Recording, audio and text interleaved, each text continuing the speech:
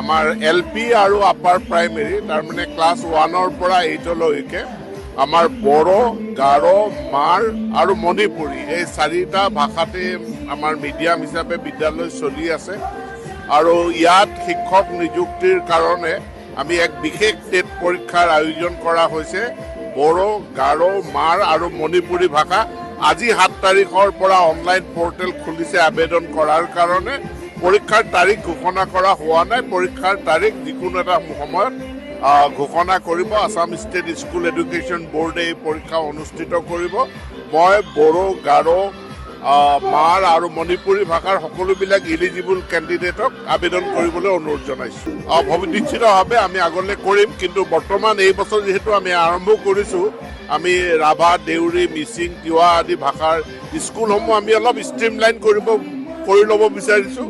তাৰ পাছত আমি তাত পোষ্ট কনভাৰ্চন হ'ব। পোষ্ট কনভাৰ্চন হোৱাৰ পাছত টেট পৰীক্ষা অনুষ্ঠিত হ'ব। আমি 26 বা 27তে আমি কৰিম। নাই, প্ৰতিবেদনখনটো আমি চৰকাৰক অৰ্পণ কৰিলোঁ। গতিকে যিকোনো সময়ত চৰকাৰে সেইখন দিল্লীলৈ কেন্দ্ৰীয় চৰকাৰলৈ প্ৰেৰণ কৰাৰ সিদ্ধান্ত গ্ৰহণ কৰিব। নাই, সেইটো সকলো দল সংগঠন তেওঁলোকৰ স্বাধীনতা আছে, তেওঁলোকে তেওঁলোকৰ মতামত দিছে। কিন্তু আমি কেইবা বছৰ ধৰি তেখেতসকলৰ মতামতবিলাক শুনিলোঁ আৰু তাৰ ভিত্তিতে প্ৰতিবেদনখন আমি প্ৰস্তাৱ কৰিছোঁ আৰু প্ৰতিবেদনখন আমি দিল্লীলৈ প্ৰেৰণ কৰিম।